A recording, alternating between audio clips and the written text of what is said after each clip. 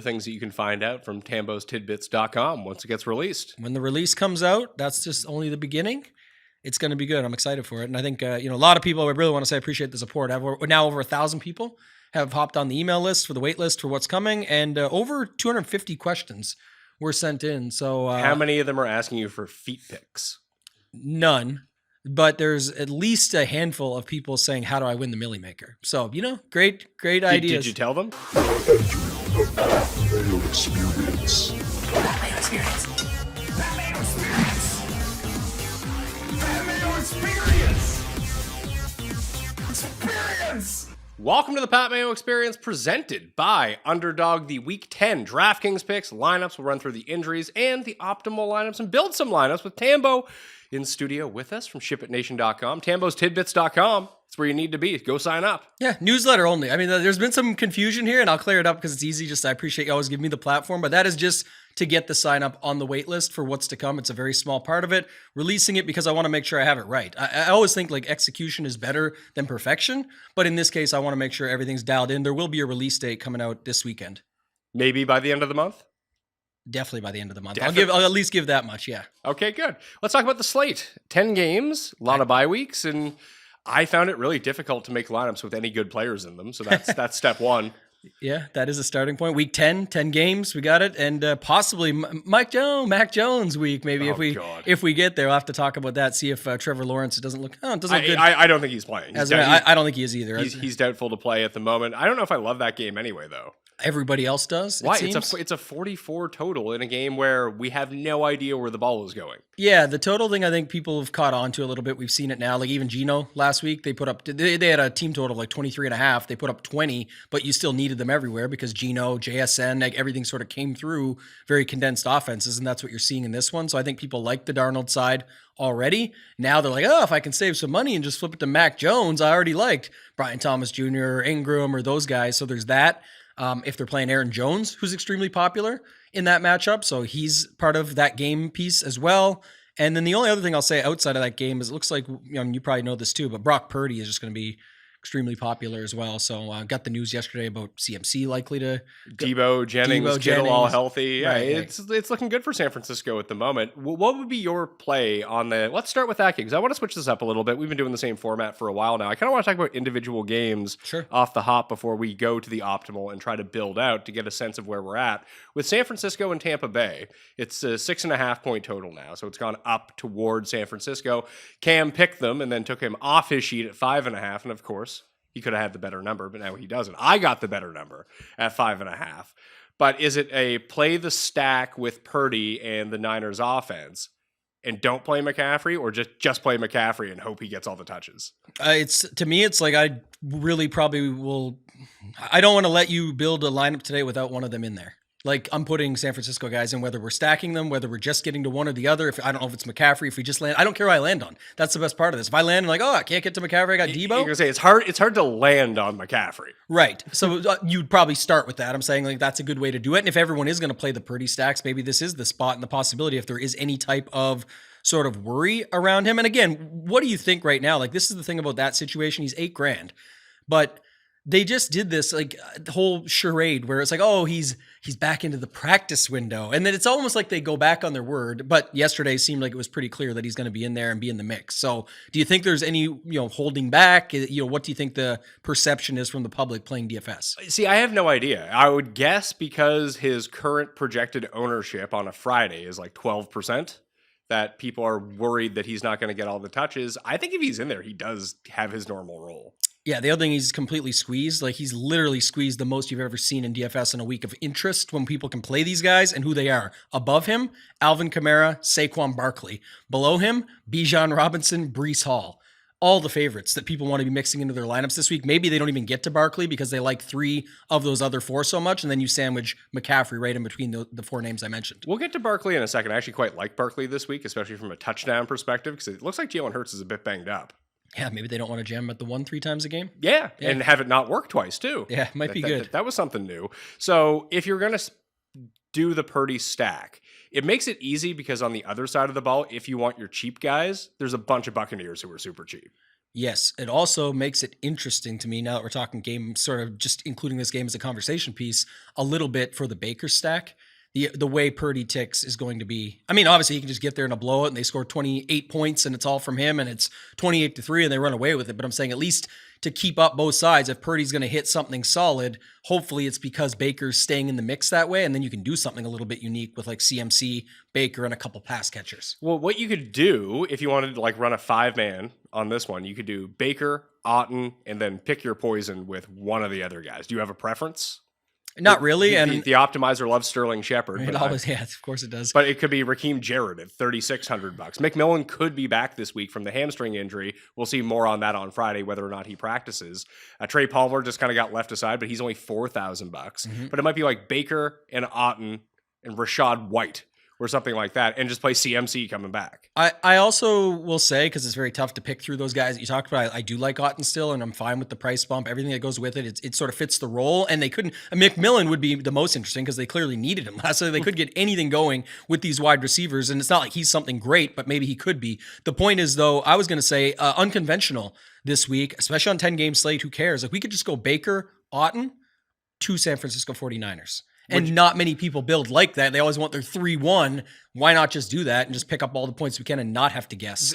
Then who are the two? I would guess it would have to be McCaffrey would be one of them. Like if you're going to play that lineup. And that's a way to get McCaffrey in probably in a more unique way if you're going to play him with another Niner. Like would you pay for another Niner then? Would it be Samuel? Would it be Jennings? Would you play like Ricky Purcell? Yeah, I would put like him in one of the cheaper dudes, like whether it's Jennings, Purcell, something like that. You could do that for sure. I've got no problem with it. Or maybe it's the two cheap receivers where they're just picking up, the points that everyone would stack them with Purdy, and it's that Baker outdoes it. So it's like you put CMC with one of those receivers and that covers it off. It hurts Purdy when CMC gets in. It makes so Baker beats Purdy, and then you still get the points of one of the cheaper receivers. So I like CMC with one of those cheaper guys as an example. All right, so Baker, Otton.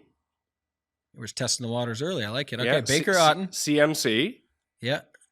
And then you said, like, let's say Jennings. Let's do Jennings. Yeah, Yeah, I like Jennings more than Ricky Bullets anyway. Yes. And I think it's a nice spot for him coming in off a hip injury. We saw what he did without Ayuk earlier in the season. Like, he ended up becoming their primary red zone guy because there's just so much coverage that you have to put onto Kittle, onto Debo, all the really good options.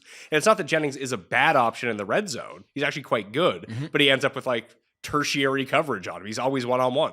Yeah, I certainly like that. I also think there's some just quick strategy stuff to talk about here. One is the Jennings factor. Like people see Jennings right now and all they're going to think about is the 3 touchdown game. He doesn't need that. Obviously, if he gets that and you're expecting that out of him, probably want to get him with Purdy because there's going to be 3 touchdowns from Brock Purdy. But in this scenario, the way we're building it's a little bit different as well. Other people will also say, Pat, well, you guys are crazy to pay $8,000 for McCaffrey first week back, blah, blah, blah. Maybe we are, but this lineup tells the exact story of why we are. And what we're saying is we think he's back enough to pay $8,000 for him, which means we think he's back enough to break that price, which lastly what we think is he could be $9,000.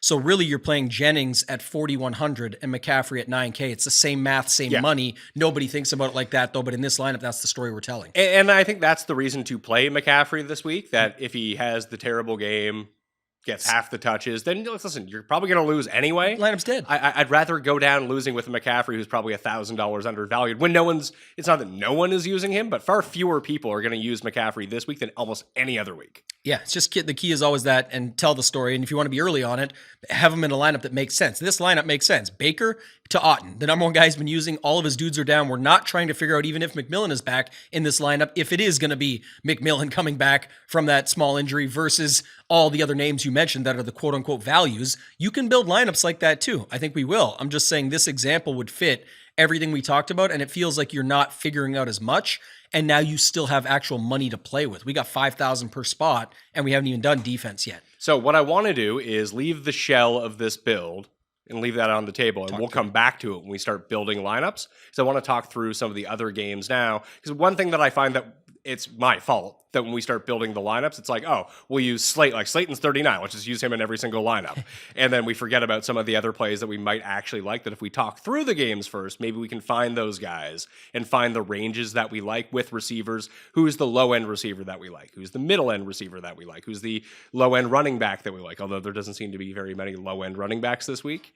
But what would be the next game you'd want to go to? Do you want to talk about that Minnesota-Jacksonville game? I think so. Yeah, I think that one's important on the docket. And I kind of like this format like you're talking about, because it's what I always try and, make sure you recognize, and others that are watching, and try and give some strategy from that perspective of, if you're leaving out games, that's fine. But if you're just putting a random secondary stack in to do it, yes, it may be a little bit more contrarian, but you could be missing out on some key pieces in some big games. So let's talk about min jacks. So I'm not seeing as much ownership in this game as maybe you are. I see Aaron Jones is potentially the highest owned running back on the slate, but after that, it's like Jefferson 13%, Darnold 11%, Brian Thomas 13%, and then the rest of the options are sub 8. Yeah, couple things on that. One is Jefferson's just wrong right now because things haven't fully updated to the fact that, like, for example, once Mac Jones becomes a real option, that's going to make people so that they can afford Jefferson a lot more. And so he will pop up some from what you're currently seeing him at. It's early. He's only 8,800. People love him. It's a great spot. And then just overstacks of the game. Only 8,800. Yeah, for him, that's what people consider. If he was 9K, it definitely sets the tone differently than when he's 8,800. It's the best buy pricing analogy that I always give. He's not 9K, he's just 8,800. So feels like a bit of a deal versus the others. Also, the upper range this week is getting like no love. It's Terry McLaurin, who people feel is overpriced. Devontae Smith, who people feel is overpriced. Who might not play, by the way. Smith? Yeah. Oh, I thought it was AJ. No, both of them. Yeah, okay. I was going to say, we'll have to see how that shakes out. But hey, listen, it could just be precautionary, but when you pop up randomly on a Wednesday with a hamstring injury, just not ideal. The lights go off. That, like, I've seen this happen like 4 times this year, and that guy never plays on Sunday. It is true. That's what we got to keep an eye on. So definitely mention that. And then obviously like the Brown, Lamb, Q tags, and Jefferson's just there on his own. So he will get some more as the week goes on, because as value pops up, that's when people can get it there. In this case, the value's popping up at quarterback in the exact same game as him. So would you like to say Mac Jones then? His name's there. I don't know if you want. I mean, how many people want to go to him? But right now, I guess that's the question. If we're talking about this game, like, do you have interest in playing a $4,400 Mac Jones? I do, yeah, especially because it's easy to pair him up. So who do you pair him up with? Brian Thomas? You could just stop at Ingram, because I always have no problem putting a cheap quarterback. Just that you're playing and you're unsure of stuff. Obviously, I like Brian Thomas Jr. That's the guy. But I'm saying that's when you're triple stacking it, him with 2 others. But other than that, I'm actually okay just playing Ingram at 5,300. He's $200 less than Otton, and he's a little bit less than George Kittle, who fit those other games, the other game stack that we talked about. I don't mind actually using Parker Washington in the spot instead of Ingram, because you get more savings. Because it's not like Ingram's cheap. Like, if Ingram was 4,200, there's no cheap tight ends people are really interested in on Hunter this Henry is $3,900. Don't worry about that. Yeah, I mean, that's a possibility. But Parker Washington's 39, and Parker Washington actually works with one of my pet theories of when the backup quarterback comes in, there's always the one receiver that he's worked with the entire year, and Parker Washington would actually be that guy in the Jags offense, because he was not running with the ones. He was running with the 2s, which is Mac Jones, and now he's thrust into the starting role without Christian Kirk, and Brian Thomas is still banged up. Yeah. And Gabe Davis is still banged up. He's their one healthy receiver, and he's the cheapest of all their receivers. And if we're going to punt on Mac Jones anyway, I have no problem punting again with one of his receiving options if it gets us Jefferson. I don't think that Jones at a high ownership is necessary, honestly, because I think there are better running backs at around the same price who are just better. Who are the better running backs even close to 4,400? Because I don't see any. 4,400? He's $4,400. Aaron Jones is not 4,400. Oh, sorry. I thought you were talking Mac Jones. No. That's what I was saying at high ownership. I thought you were talking him as like a cheap quarterback at high ownership. I got you. Aaron Jones. Yeah. So that's different. Yeah. I've like, why is Aaron Jones 5 times more owned than Kareem Hunt? Yeah. And James Conner might be the best play on the slate at $6,500. And even if he's like, still 15, 16, 17% owned, it's whatever. Like half of what Aaron Jones it's less is. than Aaron Jones. Yeah. I got you there now. I confused that. And this gets you Jefferson if you want him. Sure. Yeah. I don't have any problem with the Parker Washington thing. I just also think I'll be pairing him up with Ingram as well. So I'll just play Washington, Ingram, and then run it back with the other side and be happy to go with like Jefferson. So do you think that Jefferson is the proper run back here, not Aaron Jones? I actually like Addison, but that's a conversation for around when we get to Darnold, because I think Addison's big game really helps Darnold. Yes. And then whether or not, you don't really at that point need to do anything else. If it's a 2-touchdown game for him, what if Darnold just runs one in luckily, or, gets somebody else involved that you're not really thinking of, and you just avoid that in your stack? Yeah, like there's Ken Jefferson at $8,800 be independent of Sam Darnold to be in this lineup? Yes. Okay. And only because a couple things. Slate dynamics, I mentioned it already. If you're paying up, not as many people are going to feel comfortable with those other guys that are under Jefferson. And we also have seen it plenty of times this season where you can just get away with 20 to 25 points on a guy like him. We saw it with Chase a couple weeks ago with 21 because the values just made it work. We have that potential here, and he's the type of guy that can catch 10 for 130 and 0 touchdowns and still be pretty valuable with the bonus, the yardage, and all those catches in a PPR format. So it's possible, but his huge day is likely connected to, kind of like Jamar Chase on Thursday Night Football last night against the Ravens. He catches 3, Burrow's having a pretty big day, like we always say. That's the one. Yeah, and Burrow still barely outscored Lamar. Yeah, it's because Lamar's insane. For best running back, they say, the Kobe throw, the one across the you see, like the run. It's funny because he made some awesome throws in that game, but the run that he had to get to the sidelines and burn it down was like, what are we watching here? Like, what is this? It's a cheat code. It's a 1 of 1. I mean, another cheat code is when you just like face mask Joe Burrow and tackle his receivers on a 2-point conversion. That's all. Like, yeah, no problem. How do they have so many rules and stupid ones at that, but we don't have the ability to just call it like it is? I'm a Ravens fan. I still want that shit called. Reset on the 1, and if it screws everything up or whatever it is, that's the way the game goes. But that's the facts. It's funny. They don't find an opportunity to ever miss an illegal O lineman downfield. Like that's called 8,000 times a game now. Could rant all day. What drives me nuts is everyone's like, well, it was a real flag. I agree. I'm a realist. I call it like it is, but I'm saying it's always only on 3rd and important. Yeah, when you notice they could call it every time. You go run a replay back like they show us and all the cameras they have out there. We could do it all day, but they only are going to call it when it's 3rd and important to make the game continue to move the way we need it to move. Not conspiracy, just it's the timing of it. It has to. It's like it's got to get it right, and they never get it right at the end of the game. So we've set up a shell for that game as a stack with Mac Jones, Parker Washington, Evan Ingram, and Justin Jefferson. Mm-hmm. Is there a way that you get like tricky on the other side? Instead of using Jefferson, you do like Aaron Jones and Addison and like overstack it, or do you think that's not necessary? If I was doing that, I would actually do it with Darnold. Hope that the 2 go to Addison, the check down to Jones, or even if it's not the check down, it's enough from Darnold, and that side of the game is just sort of smashing, and then you can run it back with a Jacksonville guy. I'm just going to throw it out here. I think Sam Darnold is turning back into old Sam Darnold. It is possible. And he just doesn't look as good as he did the first 5 weeks.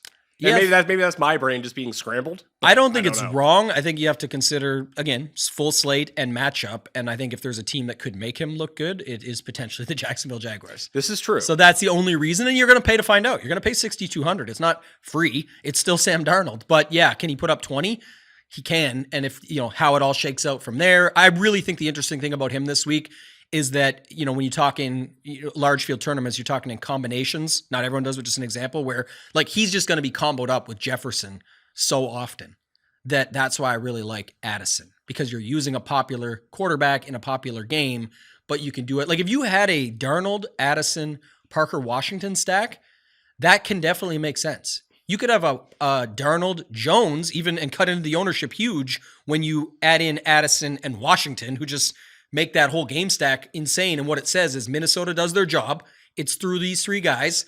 And guess what? Mac Jones sucks, but he likes his guy, Parker Washington, to your point, and he ends up getting one late or down the stretch or just a bunch of catches racked up at a cheap price. And now you can do whatever you want with the chalk, the San Francisco guys, however you want to build your lineup out from there. Next game. Oh, actually, I did want to say, gave out a quick 6-1 winner on Underdog for Thursday Night Football. It's always nice to see. Nice to hit, too. Nice to hit. And I actually paired up Lamar and Chase with Jonathan Taylor this weekend in another entry, just because when the initial lines on Underdog came out, I was just on Run the Sims. I clicked on the Underdog tool, and they were like, yeah, Jonathan Taylor's like 17 yards under what his projection is. Like you might want to take the higher. On that one. It's like an 84% winner. And now it's actually normalized. The line has caught up to where the projection is, but it opened at like 67 or 64 or something crazy like that. I think it's like 77 or 79. That's why you got to be in the app, be on the lines, make sure you're on top of the stuff. When they drop, it's a problem right now because most of like the really juicy stuff, like I was looking for Rico Dowdle hires in the receiving game. That was my big one last week. It ended up coming through. I like it again this week with Cooper Rush. The funny thing is I compare that up with Cooper Rush with right now, the Cooper Rush lower passing yards is the single strongest lean that the projection system gives. Yeah.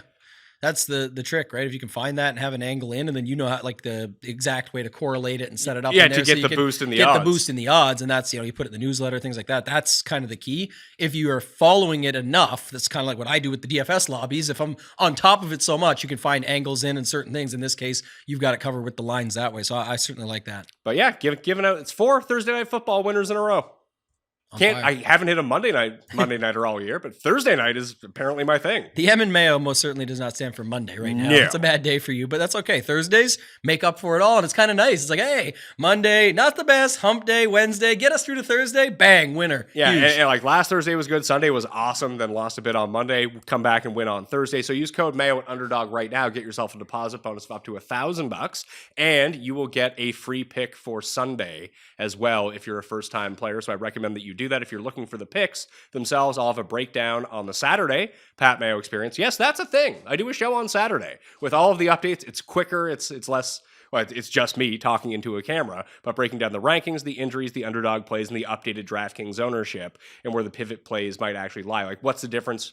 Basically, what we talk about, and then after we get the injury report and get some more confirmation, when the projections kind of update themselves a little bit, like where are the biggest movers? Like who moved up in terms of where the projections look, and what is that now offer up? And people seem to like that. Can't stress it enough. It's a plug for sure, but like, it's if you're watching this show, getting all these concepts and ideas from you and I, and liking it or whatever you're doing, you're back here watching it or first time and you like it, watch that on Saturday. It's literally the follow-up to kind of, this is what happened, this is what we were thinking. By the way, a bunch of shit changed. Here's where it's at, if that's the case. And then on Sunday, you can watch us over at the Shippin' Nation YouTube channel, where you see like the new, we're going game by game of like the lineup construction, how the ownership changed, all of that. It's the best trio pack that you can sort of put together on top of everything else. Yeah, and if you don't care to watch, which I would still recommend that you do, or listen, the newsletter is free, and it comes out on Saturday evening with even more updated information. And I always include Justin's cheat sheet from Run the Sims in it, which people really do seem to And we like. Explained last week how to use it. It's always some evergreen. If you go back to last week, even though it was a week 9 show, we broke it all down on how to use it. Are you taking us to Jonathan Taylor right now? Is that where you're trying to go next? Is this I'm indie not. game? That's going to be after this. There is a game. I got to figure out how to do it, but I do really like. And it's the last game. I knew you were going to say on this. the slate. I thought you were going to say Atlanta, New Orleans, which I like, but you want to go to the Jets and the Cardinals. I do. Rodgers, Wilson, Adams, Connor. I just love Connor this week. I think Connor is too cheap for how good he's been. Right. And I don't like Marvin Harrison against this defense. Trey McBride, maybe you can put in. I don't really have any faith in any of the other Arizona receiving options, but there's one thing that I know is that the Cardinals are going to try to run the ball as much as possible. James Conner has broken by far the most tackles of anyone in the league, and the Jets can't tackle to begin with. Their run defense is horrible. So this is going to be a James Conner like 20-touch game. He's going to get the goal line carries. They don't want to tush push or run with Kyler near the goal line where he can take a big hit. That's just all going to Conner, and I mean, it's been 10 days off for Rodgers. Adams looked like he was far more integrated into that system. No more Mike Williams. No more Allen Lazard. I think you could probably get away with it with Rodgers in one of them, but there's so few games on this slate where we can tell where the ball is actually going, at least through the receiving game, because we just talked about the Jags. It could be like one of 6 guys who are all kind of terrible, with Mac Jones throwing to them. Aaron Rodgers is not expensive. He's $5,700. He actually puts up a pretty decent amount of fantasy points per game, despite the fact that it seems like he kind of sucks.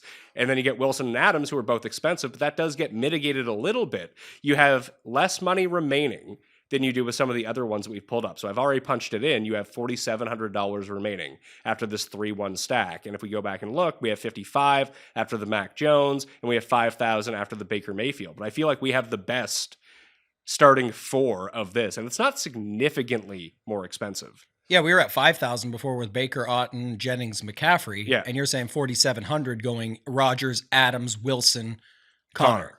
And also, I mean, again, the fun back and forth with stuff about a guy like Aaron Rodgers in this new setup and all that, but it's like he still last week put up 3 touchdowns, 21 fantasy points basically on DraftKings. It's about the price and it's also about the spot. And you, like 21 is normally not enough, but like even to go back 20. 20.3, 17.3, 15.0, 18.7. It's not optimal, generally speaking, but on a shorter slate where it's hard to jam some of these guys in, you can probably get away, unless someone goes nuts, that you can probably get away with 21 fantasy points. And maybe he has, listen, we're hoping for the upside game here. Yeah. And if those two guys hit, then Rodgers comes along with them. Then it's like 300 yards, 3 touchdowns. He ends up with like 25 fantasy points. And that should be enough. That's why it still fits the same thought process of what we talked about earlier. Like when people are like, oh, you're idiots for playing McCaffrey. People say, oh, you're idiots for playing Aaron Rodgers and trusting that 21 will never do the job. We're not building the lineup hoping for that, but there's other game theory as well. And that's what I was going to ask you. So Breece Hall at 7,600, I know he's showing like just slightly more ownership than James Conner. And I get your hype for James Conner. I have the same. He made the tidbits. Lots of good stats around him this week. Insane stat around him, actually. You can go check it out on my X at Toe Tag and Tambo. Is that the broken tackle stat? Yes. Did you see that? I believe it's 20 more than the next closest guy. Yeah. And then you add on, the tidbit had the additional piece of the, who gives up like, they're like top 3 worst team for that is the Jets. So it's like on top of that and how good he is for that, even if they want to try and stop him, that's fine. But my point would be he fits that narrative just fine. The other thing is like, what do you think Breece Hall actually comes in at versus Connor? They're probably similar, and one of them is $1,100 more. Yeah, you could. I will say this for not to, poo-poo your original stack there because I have another comment on that in a second. But just to say it, like I think you actually could play Breece Hall and James Conner together as a in this game for sure. Like that like instead of playing the Rodgers passing stack, you just go Hall and instead of picking and saying, well, that'll save me $1,100, just play them both. Because the way they get there and the way they use them, you can definitely get away with it. And it's not like they're super expensive, 76 and 6,500 or whatever. So just an idea. It's not something you have to do. I'm just saying if people are always wondering, can you play enemy backs against each other? I think you can. You've done it in some other circumstances. I don't think they're too expensive. I think they're kind of just right. And the game setup sort of fits it. And I will say too, you don't have to triple stack Rodgers either. You could just play Rodgers and pick your poison and James Conner, and I still like that. Like Rodgers, Wilson. I actually think if you're gonna play Aaron Rodgers, you do want to triple stack him because I don't think he can get there with one receiver alone. Like if he's gonna get there, the 2 receivers that get there with him are also gonna go off. I mean, it's just false. He can. Like Geno Smith with JSN last week, Lockett only got you 15. Sure. It's the exact same scenario. If he gets you a Geno output of 28. I feel like that is a huge outlier situation. Like if you were to look at his distribution of when he scores a ton of fantasy points, it's usually with 2 guys coming with him, not one. We're talking about one slate, week 10 in the year 2024. All this other shit don't matter. First of all, second of all, it's the proof is in like the pudding. More of not like it got you. It's more of like it literally happened last week and can again. If you don't think we know this, I'm not saying you don't think this, but in general, like Adams or Garrett Wilson can definitely do what JSN just did last week. Can Rodgers get to 28 points? We don't know. He's been able to get to 21, 20, 20.4, all these numbers. But if he does and it's through one of those guys, it's not going to surprise me in the least. And it is still something that you pick up and maybe go to another spot on one of those other guys there. You just don't have to do it is all I'm saying. Okay, so maybe let's try to do that. Let's try to pick our poison. Adams or Garrett Wilson. Mine is Garrett Wilson. Okay, he also made the tidbit. So let's keep Devontae Adams out of this. Now you have an opportunity if you do want to throw in one of the cheap Jets to go along with him. So as I mentioned before, no Lazard, no Mike Williams anymore. That means we're going to see an increase in snap share for either Malachi Corley, Cuss Guy, the Yak King, or Xavier Gibson, who they have used in situations near the goal line, or it's just Ty Conklin, and then we fill up our tight end.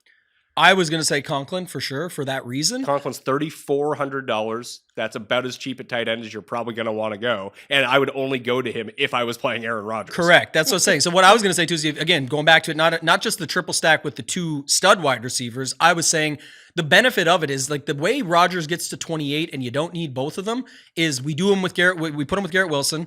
He gets a couple touchdowns. Yeah, Wilson crushes Adams, and the other guys do a little bit. And Corley or Gibson or someone does something. What's that guy? Jeremy Ruckert, the back. Okay, fine. But nobody knew that. So instead of trying to figure that out, we'll just collect those points through Aaron Rodgers and hope that it's a 2-touchdown game for one of Adams or, in this example, Garrett Wilson. And that's why that can still work. Last week, with the Geno thing, the example was Tyler Lockett. Most people had him in there because we play Geno. You want to play him with 2 guys. Or they had Barner in there as the backup tight end with no Noah Fant. Didn't love that one. Didn't work out. And that's what I'm saying. So that's the example where like you just threw them in to throw them in. Now Lockett, not the case, but the example of why it may not just be that you need the triple stack and it can still all get there. So just a good way to round it out. But I definitely like this game a little bit. It's just how you use the pieces within it. And it's not like, I mean, if you use Barner last week, like you're just praying that he does something, not knowing anything. At least with Conklin, he has a track record this year with Rodgers scoring double-digit points. Yeah. He has 13.2, 10.7, 11.5, 14.3. It's not like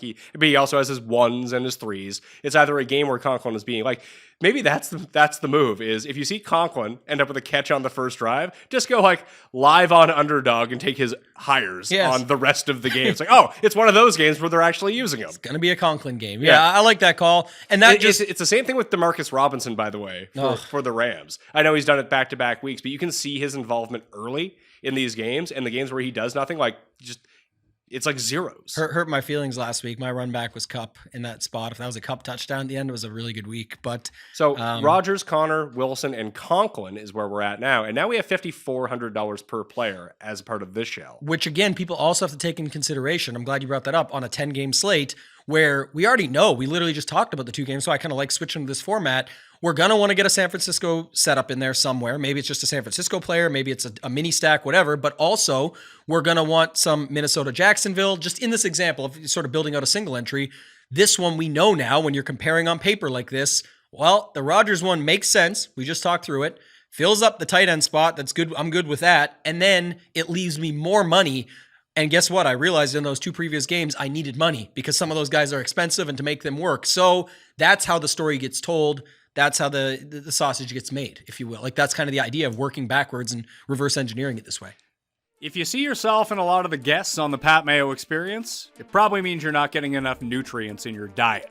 There's a solution to this problem, and that solution is AG1. I hammer down a bottle of AG1 every morning when I wake up, and I do not lack energy. You can hear that in my voice. I'm always having energy. So if you need to get some in your life, or there's someone in your life that you need to get some for right now, AG1 is running a special Black Friday offer for all of November. AG1 is a daily health drink packed with nutrients to help you alleviate bloating, support sustained energy, and the whole body health. Here's the key to AG1, because some people don't necessarily love the taste of ground up greens. The move is to cut it with orange juice. That's what I do. There's many different ways that you can make your own special recipe for it. You can put it in a smoothie. You can make it with cold water, but I just put a little bit of orange juice, then put in water for the other half. Boom, I put in my scoop of AG1, shake it up, energy all day long. And you can have that too with AG1.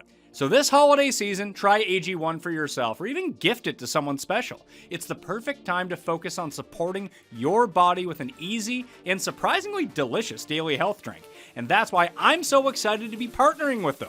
Every week of November, AG1 will be running a special Black Friday offer for a free gift with your subscription, in addition to a welcome kit with vitamin D3 and K2. So make sure to check out drinkag1.com/mayo to see what gift you can get this week.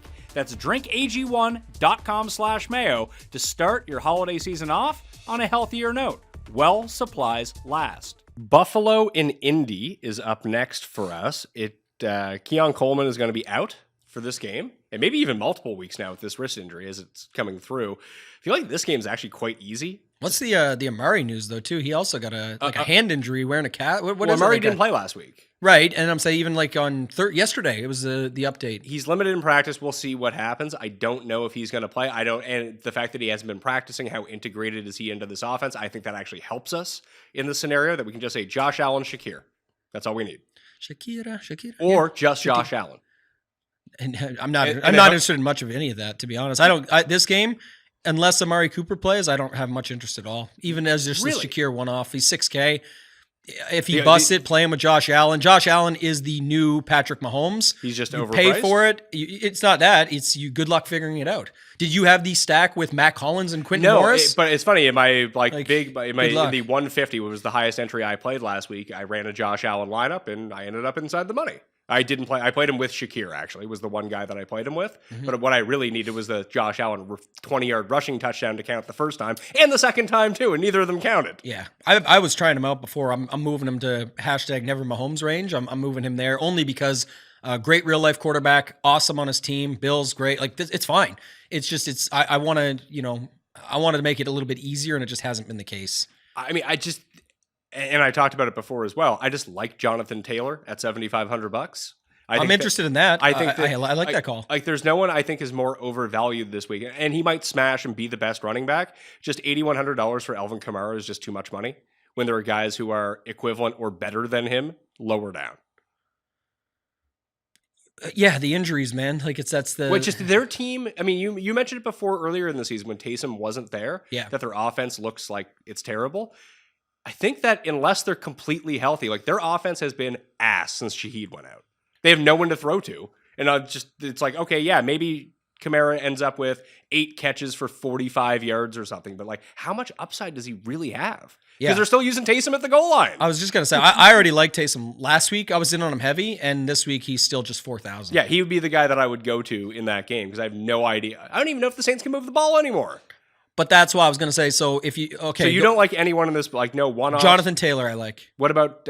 Maybe the Indy D going up against Allen at home in Indy with Jonathan Taylor paired up and just let them. Indy D is the best fantasy D you can pick up for the playoffs.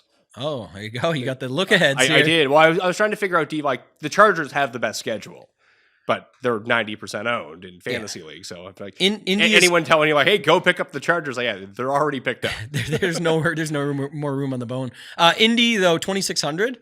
And you talk about opportunities. You want to go against a guy like Josh Allen, of course. Whatever he does, he does. I know it hasn't been many picks this season. What did he throw his first one last week or the week? I can't remember what it was. I think it was the last game he threw his first pick of the season. But you want those opportunities, the sacks, things like that. I don't have a lot of interest in trying to figure out the Buffalo side here. Again, if Amari Cooper plays, I would have a little bit more interest. But I honestly would probably still just one off do like a single stack like Josh Allen, Amari Cooper, Taylor, and just say if it busts, it busts. If it hits, it hits. Or I would just do a secondary stack with Taylor and one of those guys like him. Why do you think that it is that the analytics nerds love Shakir so much?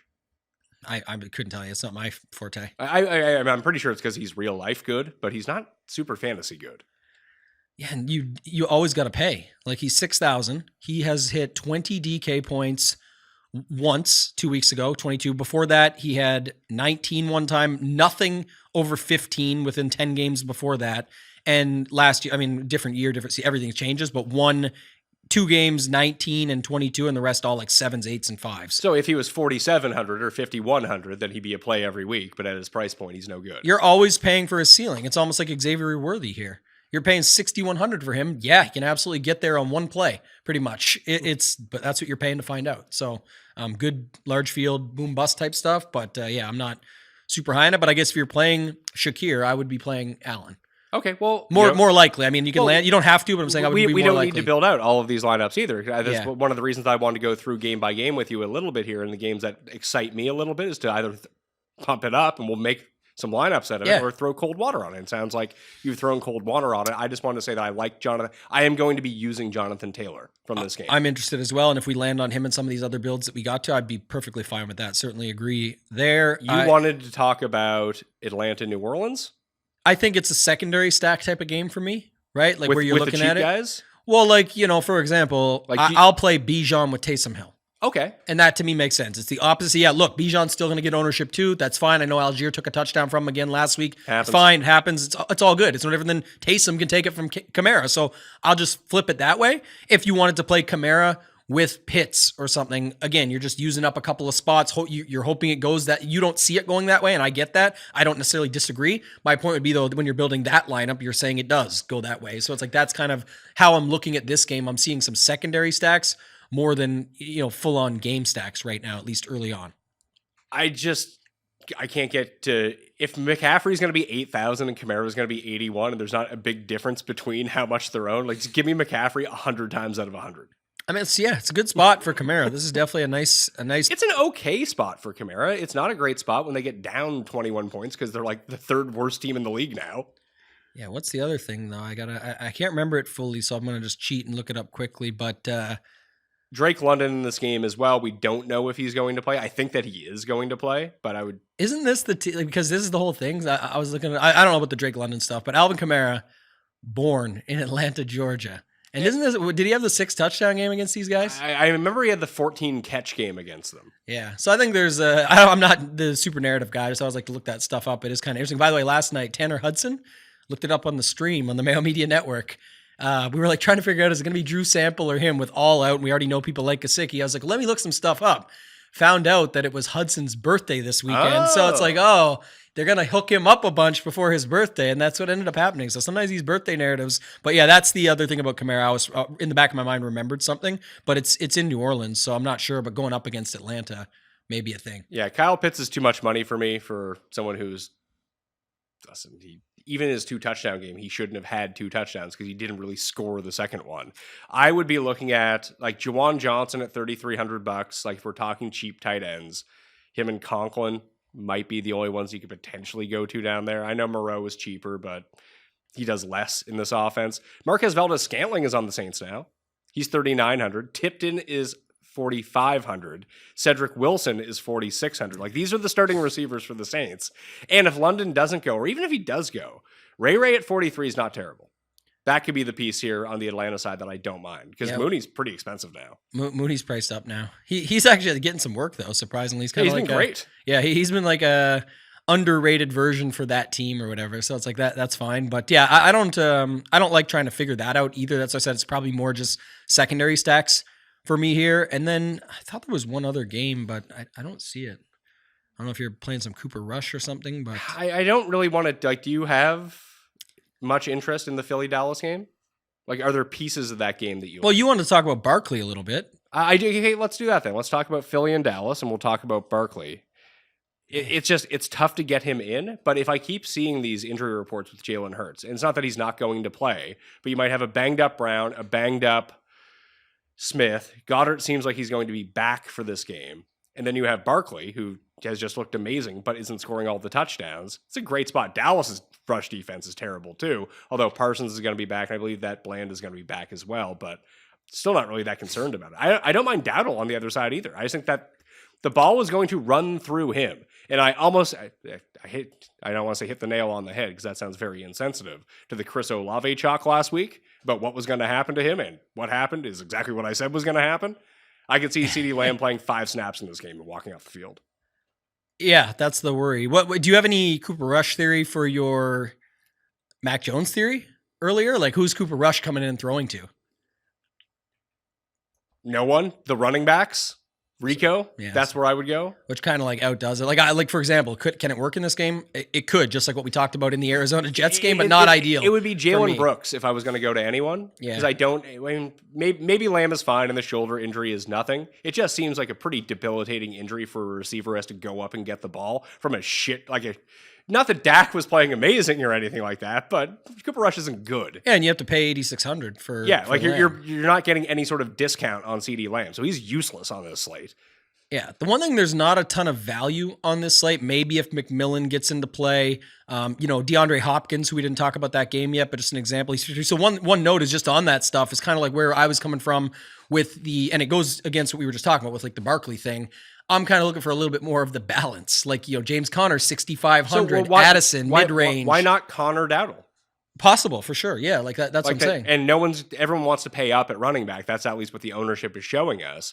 If you can go, that's not mid-range, 6,100 and 6,500. That's still expensive for a running back. But if you can get 2 of those guys in and just hope those are the guys on the team who do the scoring in that game, then you can kind of build out your stacks around those guys, and they're cheap enough to kind of still make everything work if you find a cheap receiver and a cheap tight end somewhere down the line. Yeah, Dowdle's probably harder for me to get to only because of Kareem Hunt, James Conner, Ramondre Stevenson, Swift. All those guys are priced just below Aaron Jones, who we've already had this conversation about. Mm-hmm. So it's like I have interest there. I have interest above in Bijan, Breece Hall. So it's like there's already enough guys. And then the outliers that we talked about in like a Jonathan Taylor, or if you get to a Barkley and just talk about who can put up 30 plus on a 10-game slate, you're going to want that in your lineup. Well, Barkley certainly falls into the mix, especially if that injury with Hurts is a little bit more and they're protecting him a little bit. So It's hard for me to get to Dowdle, but in talking about that game, I get where you're coming from on it. And it can definitely make sense if they're just protecting everything they have and trying to run that ball and keep Jalen Hurts off the field. I've built, I built off the optimal, what Run the Sims gave me. And do you know who the optimal quarterback was in which game? And this game makes sense to me, actually, to stack up because no one wants to go to it. But there's plenty of fantasy potential in the Washington-Pittsburgh game. Did it give you Jaden Daniels? Yeah, Jaden Daniels with Noah Brown. You think that Joey Porter ends up taking out Scary Terry? Yeah, and listen, even when he does stuff, he doesn't do anything. What was it last week? He had the 2 touchdowns, on 2 catches? Yeah, so that's great. It. Thanks. That's why I said no one wants to pay that for him. They didn't want him anyway. They still don't want him. They're not chasing. $7,300 for that. He got you 2 touchdowns and still wasn't anywhere near a winning lineup. So. And Lattimore is going to be in for Washington, albeit a new system, which moves my guy St. Juste to maybe the other side. If I knew Mike Williams was actually going to be playing in this game, I would like him. But I think you can make this easy on yourself. You can go Daniels, Ertz, Najee, and just call it that.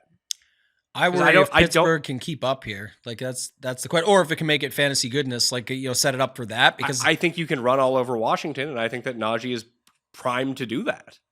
Yeah, I was kind of liking Pickens at 6,800. I worry in this about the pressure that they bring, and I do worry about Lattimore, he's owed 17 touchdowns on the season so far. Well, maybe get both feet down and you won't be owed as many. That's true. Just give me a couple. But yeah, I hear where you're coming from. I think that's another one. So what is Najee, another guy that fits in that same range we just talked about? 6,200. Would you play him or Dowdle for 61 if you had to pick? Rankings. Well, we're basically doing a rankings of those two, but where would they fall in your chart? I have rankings, so I should be able to answer this pretty easily. Sorry to put you on the spot. If I just have to open it up. I know that they're very close to each other, is why I say that. At least I didn't ask you to rank 5 people. That's true. That'd be tough. Yeah. I have Najee at 21 in the running back rankings and Dowdle at number 24. So kind of what we just said and thought, close enough. And yeah, that's tricky because you only need 2. You can play 3, but you only need 2. And it's that's far off the board. But again, that would go with the same. We were talking about Pittsburgh, Washington. So that's where it makes perfect sense. Yes. When I'm building that out, I don't mind that. And with Jaden Daniels, definitely, it's just you could put him just with Noah Brown. You could put him just with Ertz, or you could try and play for all 3 of them together and do it that way and hope for the best. Well, let's build that out. I'm going to build that as a core. Daniels, Brown, and Ertz. Who would be the stealer that you'd want? It seems like you like Pickens. I think it makes more sense with Najee to me, at least, because if this game stays close, that means we're going to see an awful lot of Najee errors. I'm fine with it. Yeah, let's throw Najee in. And he's not expensive either. So this stack, although Daniels is $7,500, when we get the other 2 guys, and Noah Brown is 43, Zach Ertz is 38, and then you throw in Najee Harris at 62, you have 5,600 left per player. It's the most we have per player of any stack so far. Right. And so do you want to actually build it out with some of the stuff we talked about now? We'll finish off the games and talk about that's the most, 5,600 plus. And maybe talk about some one-offs. I just want to get your sense of, if you did the other side, the Russell Wilson side. This might actually be better. And we'll build some stuff at the end, I'm sure, but just to say putting these shells in kind of gives you a better idea to see what you're left with. Yeah. And then we can go back to it and build a few out and be like, nah, actually, I don't like that one. That one doesn't actually work. Let's go to this one to try. It also helps you see what you're missing out on. Right away, I thought if we were building this, I was thinking just to give it some concept here of okay, I'm going to put in my James Conner pick we both like and use a Adams or a Wilson. And I was like, okay, that would start a secondary. And then I was like, but wait, now I have to decide between San Francisco and there. I have to put a one-off and, what can I fit in there like that? And you'll start to see what makes sense and what sort of, I guess where you're stretching it too thin, right? We saw that a lot last week. People were playing lineups with Calcaterra, Sterling Shepard, and one more cheap guy. It's you got 3 studs in there, but look what you had to do to make that work. And so you don't want to do that. That's a good way to look at it. Just to circle back to the Philly side for a second, no one's going to play any of these Philly guys this week. Brown, Smith, Goddard, or Jalen Hurts. Yeah. Against a pretty terrible defense where they're 7.5-point favorites. Is this akin to the McCaffrey thing where do you just take a chance on that stack and at 4% and hope it just does what it normally does? Yes. And they're not hurt? Yeah, I think that's fine. The thing is about it though, it's just kind of filling a spot. I don't think anyone's excited to overstack it or anything, and that would be a way to get unique for sure. But I'm saying however these injuries shake out, Hurts and one receiver, and then just fill in the holes elsewhere. That can definitely be a thing because what if he does still get a couple tush pushes because he's actually fine and they get close enough and it's just their move. And then he does throw a touchdown or two to one of his receivers. And that's all you need. You don't need a Dallas. Like, try figuring out that Dallas guy. Hard. Yeah, we're willing to put someone, but you don't have to. I created a mini shell for that. I went Hurts, AJ Brown, Jake Ferguson. Okay. Ferguson's probably the safest of all those guys. Yeah, I don't hate it. And it fills up the tight end as we normally would just try to get rid of that. But I'll throw that in. We'll come back to it in a second. What does that leave? Just a 3-man shell. 4,800. It's like you're. I mean, they're AJ Brown's $8,200. Like, he's expensive. That's what I mean. And he's hurt. It just shows, though, and that's another prime example. It's like when I talk through it, do I really love it? I'll have to see. Could you go Hurts, Goddard, Rico? That's way cheaper, but I don't even know if I like that. That's what this exercise is so good for. It's like, first off, the one I like, I don't love, and it stretches me super thin. The way I can make it cheaper, I don't like at all. So it's like, that's how you kind of can cross stuff off in your mind if that's what you're trying to do and just be okay and accepting of it. All right, so let's talk about the rest of the games very quickly just to get your sense. Anyone on Tennessee you want to play? No. Sounds like a no. Pollard or Ridley? Okay. Do you like the Charger side? I don't love it. I just fear that it's going to be, because it's only a 10-game slate. Like, I already know Herbert's getting pushed up the board a little bit. I know Lad McConkey is getting pushed up the board a little bit. They got Palmer a touchdown last week. They got QJ. Quentin Johnston. Yeah, he came through for us in that game stack. Right. So what do you think of this game? We didn't spend enough time, and then what's going on with tight end over there again? And there's a chance that Gus Edwards is back for this game too, just to throw another wrench into the mix. Yeah, that's what makes this one tough. Low. Yeah, they can get there with the low total. It could be the other thing I was going to mention though to you was J.K. Dobbins, 7,200. Too much, probably, but that's actually who I would have interest in if I was picking one. I kind of agree with you. That or it'd be like Quentin Johnson at $4,900, and hopefully he scores 2 long touchdowns because that's seemingly all. If he does. scores 2 long touchdowns, Herbert at what does he cost? Nothing on this slate, 5,200. 5,200. You would want him. Yeah, he's the best points per dollar quarterback right now. Yeah, so him and Quentin Johnston, and then you don't have to run it back. But I don't think that I would run it back. But you could put like Ridley and just hope they throw the ball a bunch because that happened. Or Nick Westbrook-Ikena. And there's a chance, it's an unlikely chance that Levis still plays in this game. Which let me just look this up. Herbert? I assume that everyone's just playing Chargers D. Like that's a D I would actually pay up for. Everyone is actually playing the Chicago Bears D. They were the optimal D, so that they're makes like a ton of high. sense. That's probably our highest owned D we've seen all season. Yeah, good. I'm good at fading it. Okay, so Herbert, Quentin. I just want to see something. You could stop there. Over 6,000 left if you go Herbert, Johnston, Westbrook, Akine, who pretty much all they seem to do is score touchdowns. A Quentin Johnston big enough day would be big for Herbert, and you could put like Lad McConkey in there and hope that Herbert actually goes off. And if you do that on a 4-man stack, it would be our best yet of over $6,000 remaining. All right, well, let's keep that one up then. That's an interesting thing to take note of if you could sort of pick your poison in the other games after that. Very briefly, Chicago and the Patriots. The weather in this game looks horrible. So keep that in mind. The total was low anyway, and now it's already dropping. So you could use both running backs. Drake May is going to win someone $1 million soon. I don't think this week. I don't think this is the week either. I was actually thinking the other side, that New England already didn't get to the quarterback, and then they traded some of their best pass rushers. That Caleb might have time to operate this week. I just don't know where the ball was going. It's the challenge. Him with one, I'm good with. Him with Komet. Him with Odunze. Him with yeah. That's what I'm saying. Pick your poison. I'm better off. I think you're better off running it that way. I also think the two what I would look at, like if you wanted to do it, and the way that I would stack up this game if I was forced to. So I'll build the shell for it. Drake May, Demario Douglas. Oh, God. I like the Williams side way better. And Hunter Henry. And then you can put DeAndre Swift on the other side if you want to, let's say. We'll throw DeAndre Swift in as our running back. I like the Hunter Henry call. So that leaves us... Well, just Demario Douglas is so cheap. That would support it and allow us to use.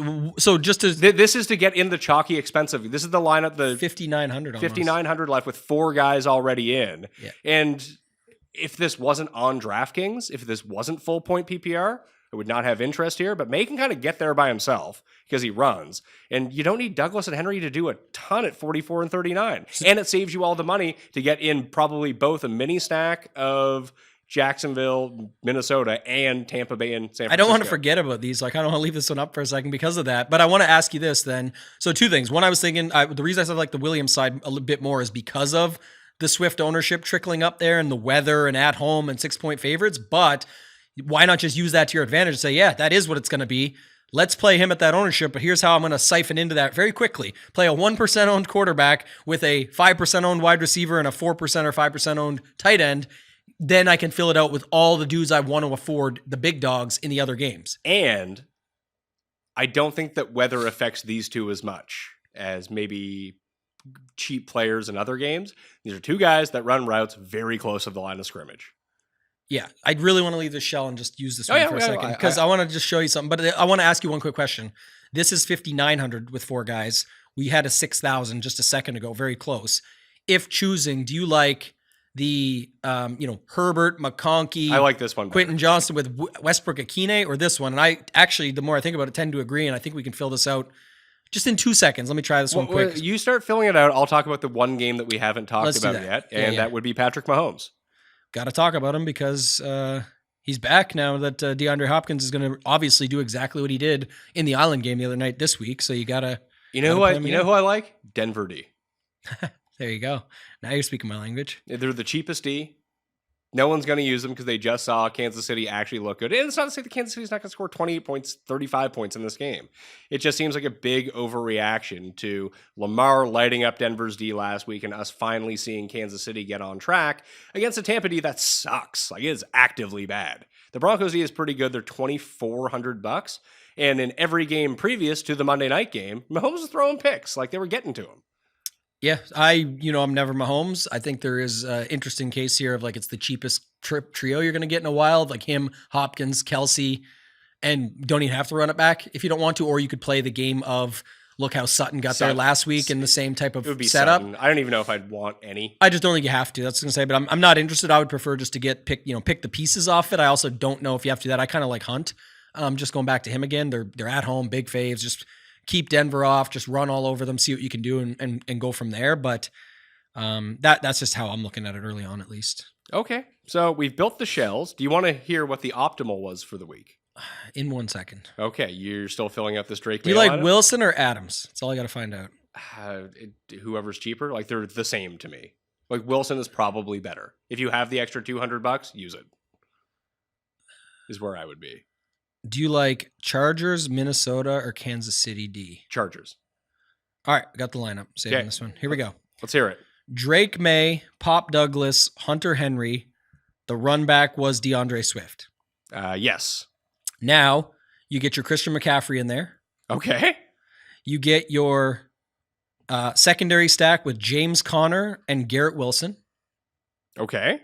And then we need a piece of that Minnesota-Jacksonville game, and it wouldn't be a show with you and I without pumping up this $3,900 receiver. Parker Washington. So Parker Washington, and it lands you on the Chargers D defense as the most expensive D, but also in what's a really good spot. People just don't want to pay up for it because they see that in the Chicago D, but we're going completely against that, and we've got the stack in that game going against the Chicago D and then flipping it up to go to the $3,800. That's a beautiful lineup. I like this with lineup. Everything we talked through. And where do you feel like we didn't miss out on a lot of stuff? We got our San Francisco piece. It's going to come through McCaffrey.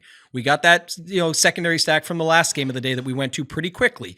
We're not going to get a bunch of this Darnold, Mac Jones stuff, but we're not on Mac Jones. We're on Drake May. We're going back to the old Mac Jones team and playing the quarterback that took over and playing that stack up. And you got the guys with him that makes sense. So you may say the stack itself is ugly, but it sort of hits on every other game that we talked about. The only one it leaves out is Atlanta and New Orleans. And we said in that game, it's tough to figure out some of these pieces or not wanting to pay for Kamara. You can get tons of different things you can do here, but that's just an example. All right, I'm going to try to finagle this around a little bit. There's no one in like the mid fours at receiver that we really like, right? No. Okay. So let's get rid of Garrett Wilson. What is 77? See, there's no one there. So that's an interesting range that if you don't use Garrett Wilson at 7,200, you don't really get up to anyone because McLaurin's $100 more. Then it's Devonta Smith, who you don't really want anyway. AJ Brown, who's a bit injured. Then it's like the Lamb Jefferson. That's kind of the high end. Yeah. So I'm going to throw him back in because I got rid of McCaffrey and put in Jonathan Taylor instead. So let's put in him.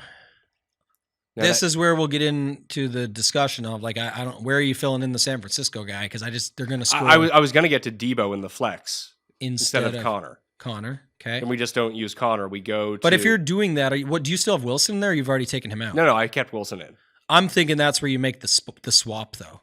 Like drop $300 and get Debo in there and leave him out of it. And then you may still be able to get Connor and move some stuff around. You can still get Connor into this if you want. Like I can just change DeAndre Swift into Connor and just run the triple for the Patriots guys and not worry about the Bears side. Right. I just think it's more of what you said. A key point earlier, Pat, is that you said you kind of land in a no man's land here. So anyone who sort of lands in that is just landing on Garrett Wilson. You have a way to flip the build where you can move away from that thought process and get to Debo over Garrett Wilson. Not saying you have to do it to go back to James Conner. Saying that to me makes a lot of sense though, because you're moving off that piece. Well, it leaves us with 7,300 in the flex. Now there is a different way to do this. We use Chargers D. Let's get rid of Chargers D. Mm-hmm. And now that we have May, Taylor Swift, Debo. Taylor Swift. There we go. We probably need to throw Kelsey into this lineup now. Jeez, man. Parker Washington is still in here. We could divvy it up and go like high-low with like take Parker Washington out. And then if we take Parker Washington out and we throw in, who's the cheapest D that you feel comfortable with? It's funny. It's actually the Patriots, but we're not doing that. Yeah, we can't do that in this lineup. Let's go. Do you want to? I'm good with Broncos because we're not using any Chiefs in this lineup anyway. So let's throw in Broncos D. If we take out Parker Washington and we don't use McCaffrey, we drop him down to Jonathan Taylor. We don't have Connor or Wilson in here anymore. We have a wide receiver and a flex and $6,300 a piece to use them with. So we can go high-low because we took Parker Washington out. If we put Parker Washington back in now, if that's still where we wanted to go down in that lineup, we have $8,700 left. So you can put Barkley in and upgrade Parker. You can upgrade a different spot. It doesn't really matter what you do here. You know what's interesting though? All the talk we had about your boy Shakir. He fits in this perfectly with Jonathan Taylor. You put in Shakir with James Conner. Does that actually work? Or you can actually put Kareem Hunt. Do you like Conner or Hunt? I mean, if we're playing Broncos D, I like Connor, and I like Connor better anyway. Oh, that's right. Yeah. So that's a lineup you can do. If you have the original May, Pop, Douglas, Henry with the Swift run back, you get a secondary of Taylor, Shakir, and I guess how much is Kelsey? $6,000? You have to move some pieces around, but yeah. Yeah, you'd have to find a receiver for. Is there a good receiver at 6,500? This has no Minnesota, Jacksonville, no Atlanta, New Orleans. Again, one I feel better about. So let's do this then. Let's play Kelsey in the flex, just because he's a receiver. Who cares? Okay. And then you can play Darnell Mooney or Brian Thomas as your receiver instead of Shakir. What's that? Although I don't love Kelsey going against Broncos D. Yeah, I think you just play Brian Thomas. Do you trust Brian Thomas coming off this injury? I like him for this build. It projects well, and you get a piece of Jacksonville. But one interesting note is, what about this? You play Mooney, and then you go swap your Hunter Henry with your $100 to Taysom Hill, and you still have May, Pop, Douglas, Swift for the trio. You've got Minnesota, Jacksonville left out because you went to Atlanta, New Orleans, and you still get your Taylor, Kelsey. You got Kelsey against the defense, but wasn't there another guy at $6,000 that we liked? Shakir was there. Yeah, I'd be fine with him too. So let's go back to that. Taysom, throw him in. Okay, let's try this then. Let's take Debo out. Okay. And let's drop Debo into Jennings at 51. Get rid of Kelsey. And we have Taysom in as our tight end right now. Now we can probably still play Kelsey in the spot, upgrade our defense, then maybe upgrade another spot as well. Well, you could get, who was 6,600 at wide receiver? Brian Thomas? Yeah. I don't know if I love Brian Thomas in this game, though. I like him. It's a way to get a piece of it, but I was going to say you'd be able to get Bijan in at that point. All right, and get rid of Mooney. And you land on Jennings, don't you? And then you land on Brian Thomas, actually. That's what I'm saying. Yeah. Like you get all of it in there. So and this is the best projected version so far. So it's May, Taylor, Swift. No Kelsey, though. No. Jennings, Pop, Douglas, and Brian Thomas with Taysom Hill, and then Bijan in the flex. We got our secondary stack we talked about. We've got our Denver versus KC. We've got a piece of the Minnesota, Jacksonville. We've got our San Francisco piece. We got the stack that makes the other side of it work, and we landed on Jonathan Taylor. So what are we missing? The Jets, Arizona game. You're not going to have them all. No, you're not. And that's the thing, right? You can't go full Pokemon on any of these lineups where you also, if you don't get them all in there. Yeah. The other thing, though, is if you don't again, we like Swift because we built this stack this way, but obviously you could just play May, Pop, Douglas and put James Conner in for Swift and not need a run back in that spot. Sure. So let's enter that. And that projects better because obviously Connor has a little bit more projection than that. So that's an example. Let me know in the comment section or let us know on Twitter if this is a format that you like a little bit more. I found it very easy. I'm finding it easier to make these builds now rather than starting cold without talking through the games 100%. first. I actually like the format switch. I don't want to coerce the people to say, make sure you say you like it. We want the honest feedback. But I think what this did is a better way that you sort of got to me, not yelling at you, but giving you shit for some of the stuff like, why are we just plugging this guy in? Or why are we just going to this? It's like, let's figure out what we are okay with. And this last example is like, well, we didn't hit on a Arizona Jets spot, but we already knew the spot. We could move Swift to it, to Connor if we wanted. But if we didn't hit that game, we're like, oh, well, we would be hitting that game when we do our Rodgers builds or when you do your Rodgers builds at home. And so you have the shells to work off of. I like that quite a bit more. And speaking of shells, we didn't even use Ricky Purcell in here, but a couple bullet. You call him Ricky Bullets? Ricky Bullets. Put him in a shell. He might fit it as well. We didn't build the... We're going to go back and build out the rest of the lineups that we set the shells for here in a second. I did want to talk about the optimal very quickly. Sure. What do we got? It's Jaden Daniels, Jonathan Taylor, James Conner. 1, 2, 3. Okay. Sterling Shepard, Ooh. Khalil Shakir, DeAndre Hopkins are the receivers. Like this went full balance. George Kittle, Noah Brown, Bears D. It's basically just taking the best points per dollar play from every position and jamming it into a lineup. Yeah, and one thing I like to do is just take a second. Actually, this is better too, by the way. Again, my feedback, but the way you did this is now we also can look off and say, okay, did this hit on all the things we just talked about? So instead of doing the optimal off the top and then being like, see what it's what telling did this us. give us? It gave us a Washington stack, right? With Jaden Daniels and him. You don't need to run it back with Pittsburgh. We did get a piece of that Indy game in Taylor. We did get our guy, James Conner.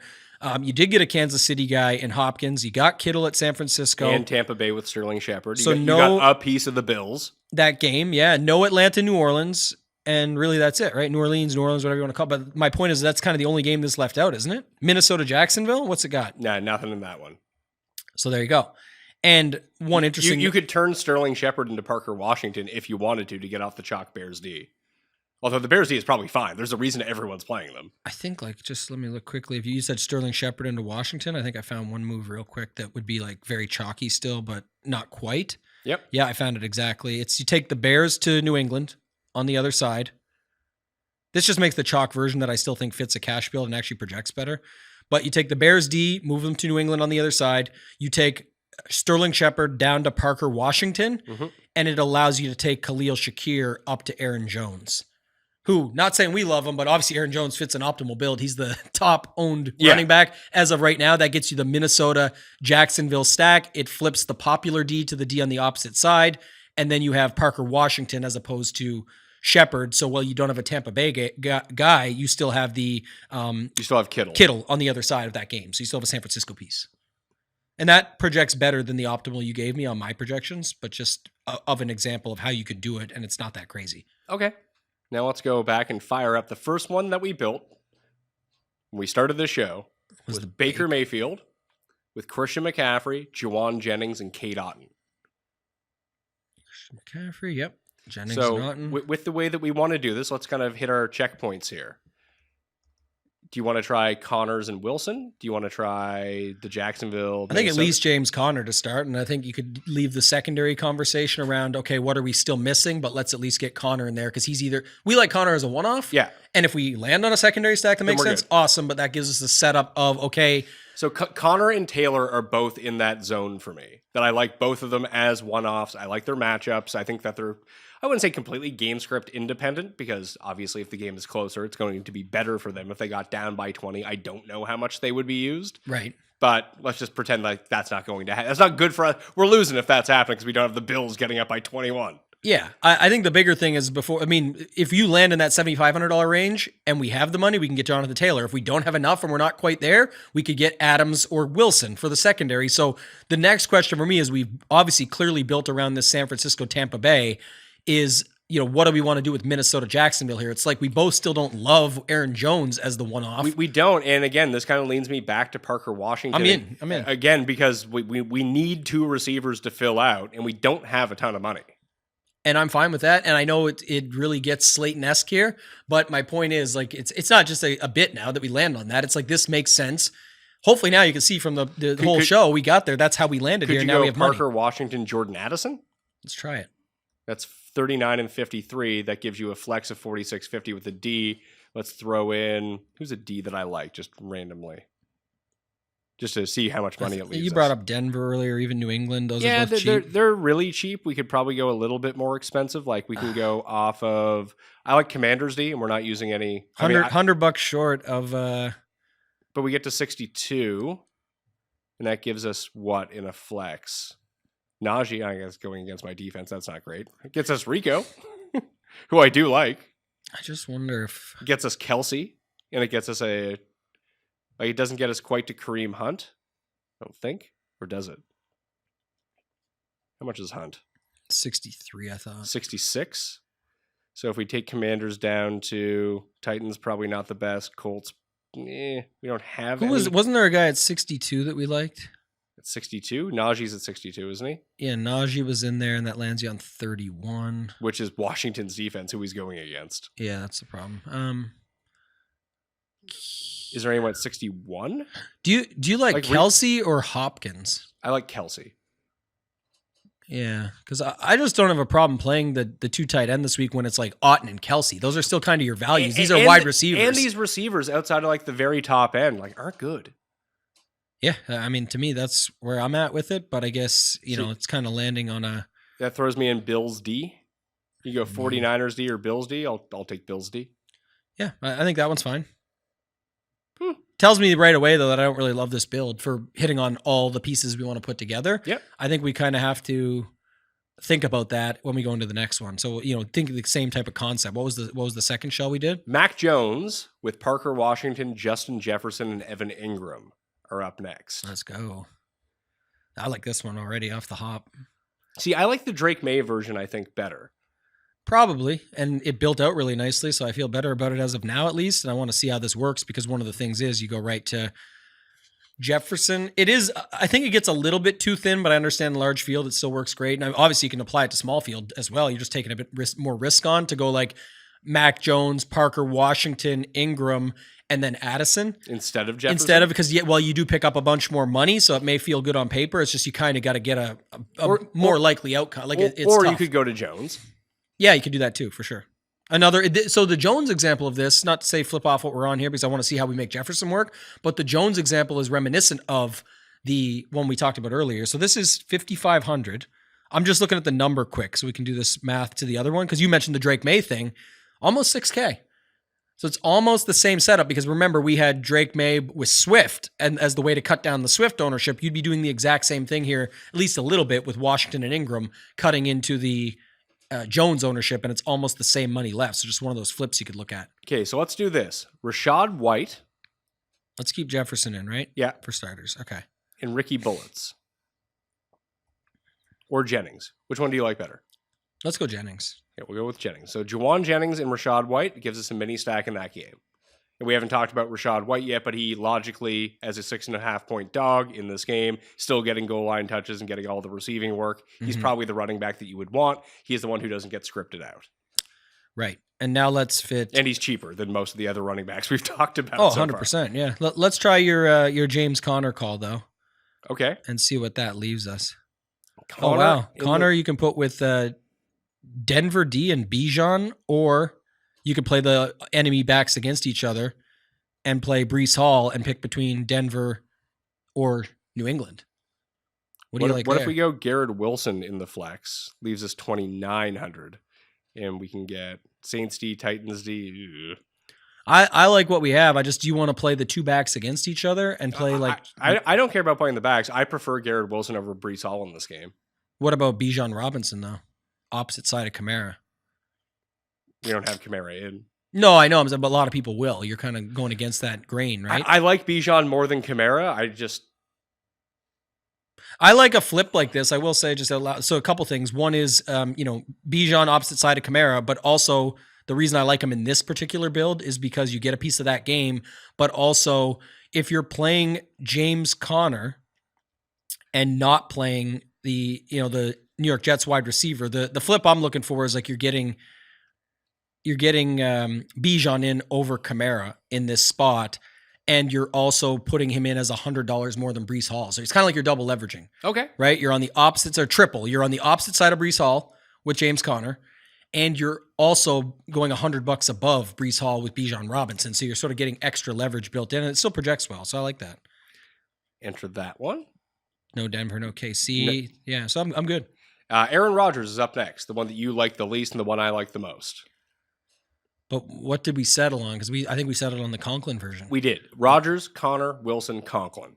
Yeah, I like that version of it if we're landing on it. Yeah. Is how we go into this. And I'm going to not play anyone from the Minnesota or Jacksonville game outside of Vikings D.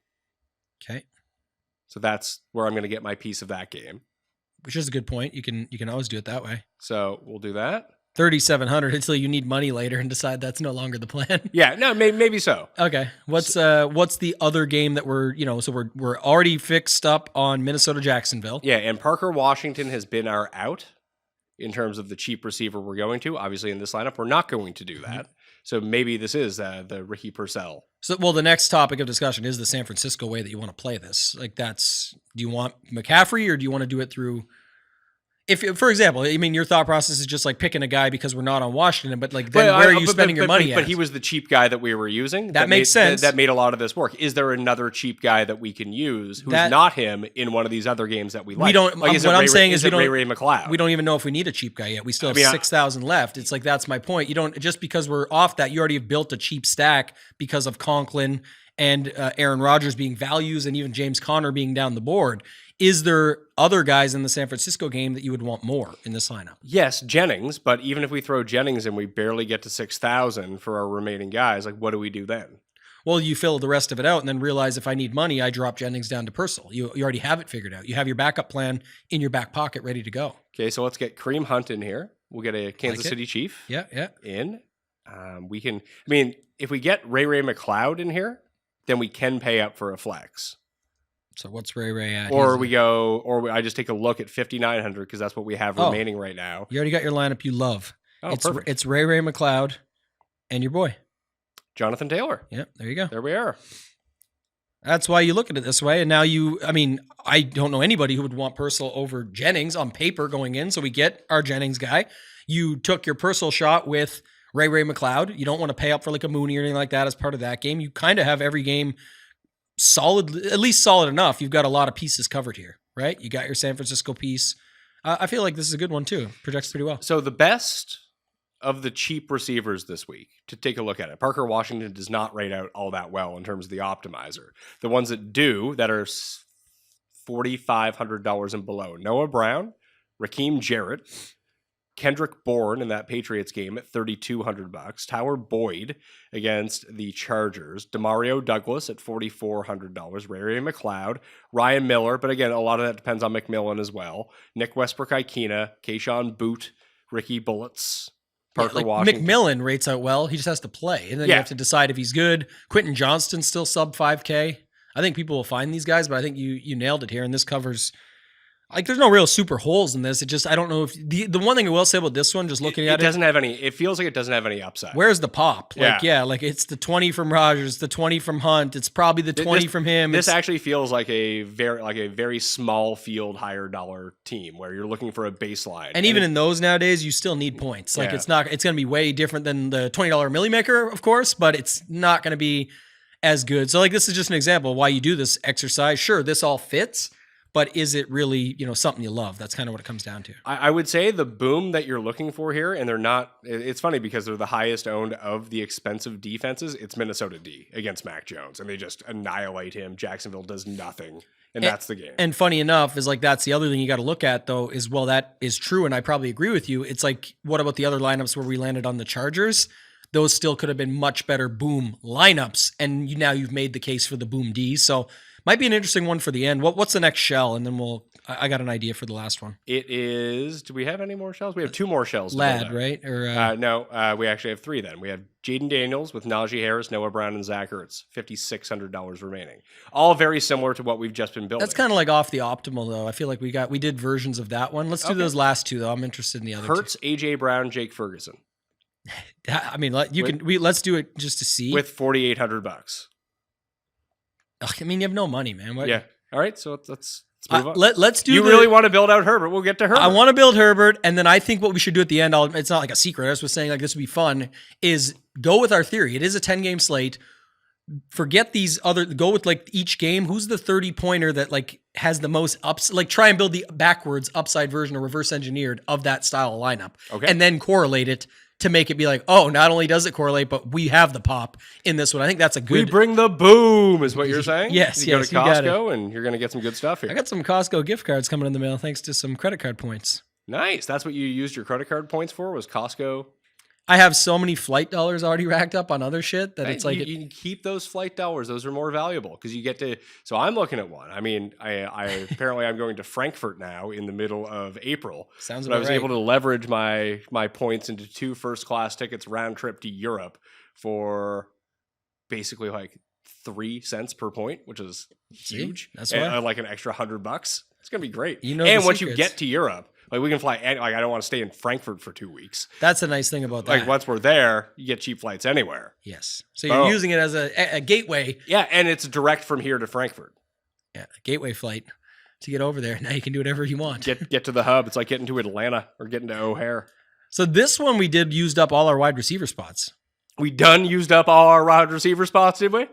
We done. I don't know what I even said. That's perfect though. I'm excited about that only because now we can play McCaffrey, James Conner, Jonathan Taylor, and see what that looks like. All right, so you want to use, we go McCaffrey, Jonathan Taylor, James Conner. Let's try that. Does it work? Yeah, We got all kinds of money. I mean, yeah, it does. Where can we get Cade Otton in a defense? 2,700. It's kind of ugly, but 2,700. We didn't use any Chiefs. Let's use Broncos. And did we use any? I mean, do you like the Patriots or Broncos better? I'm indifferent. I think the cool part about the Patriots is just that they're the opposite side of the popular defense. Okay, so let's do that. And we Whether get to anything can happen 5,700. randomly.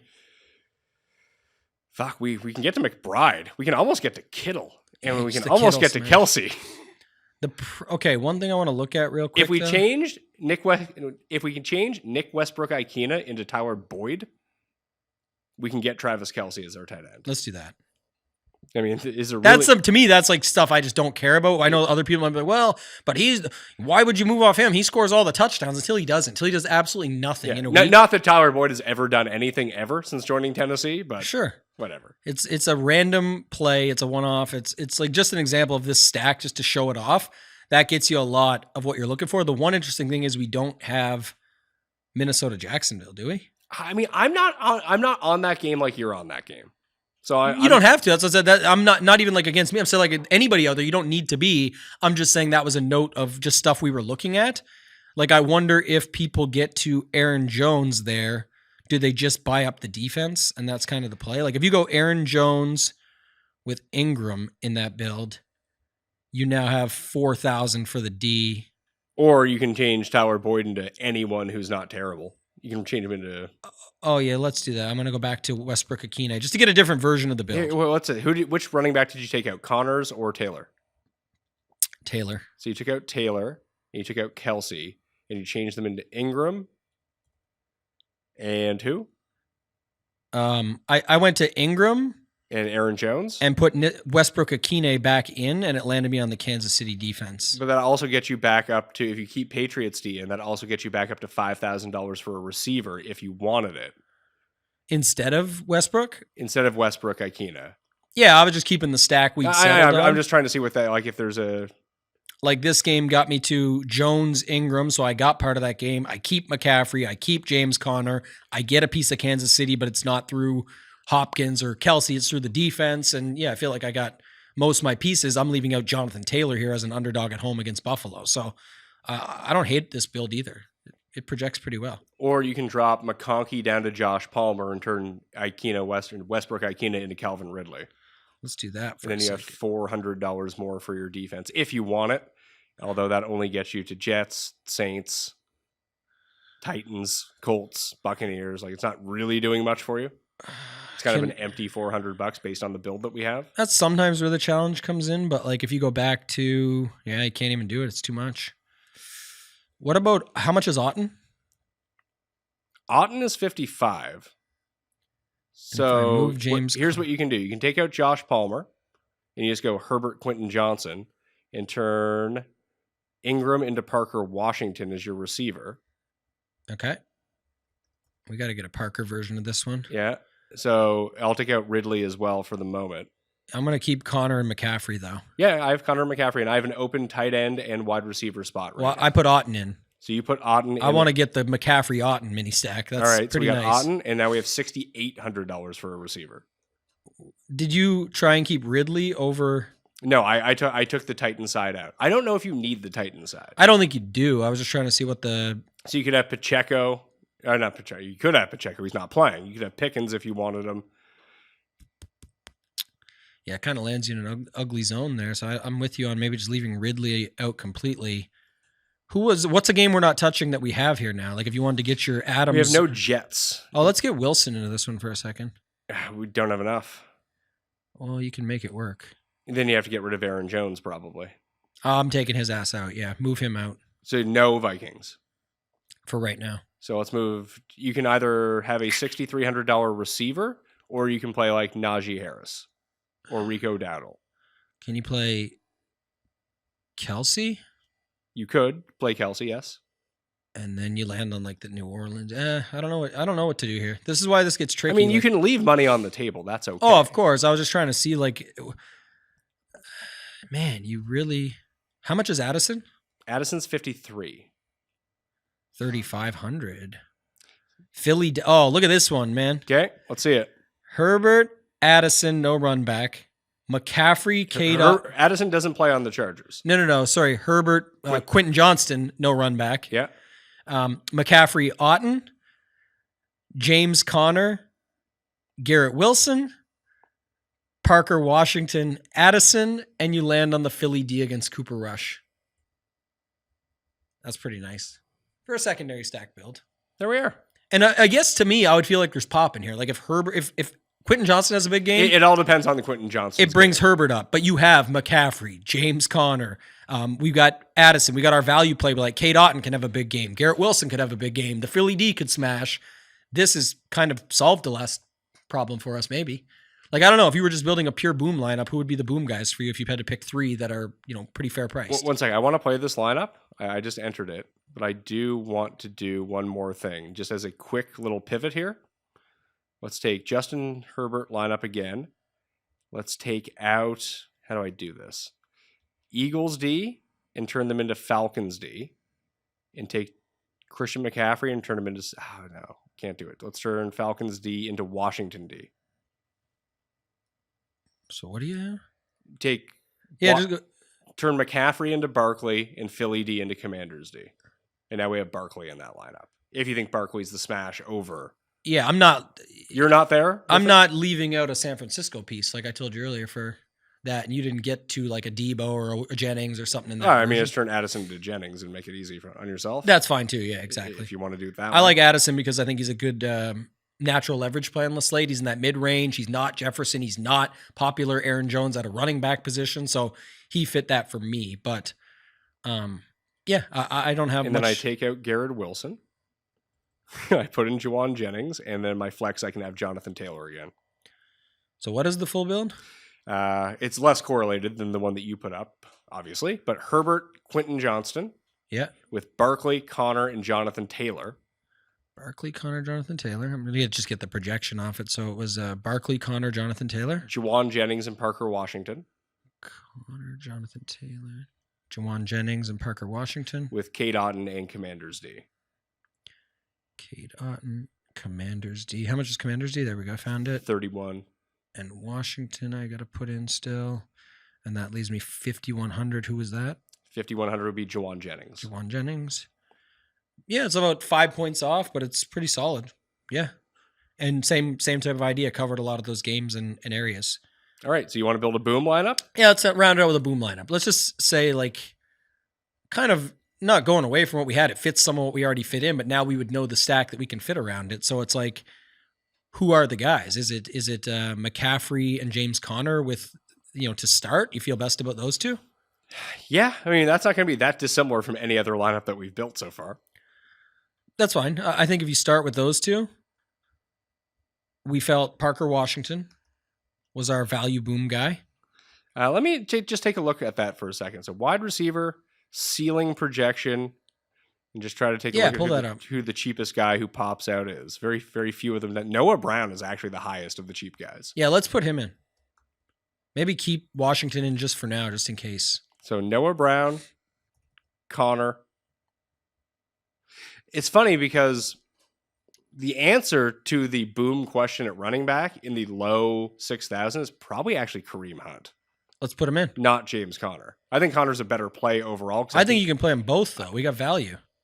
Do we need the value for playing? Well, that's what we're going to find out, because what if you can play Jaden Daniels here instead of a cheap quarterback, right? Okay, so that's real boom. Hunt, McCaffrey, Brown. McCaffrey, Connor, Hunt is a nice start at running back, and then you get Washington and Brown.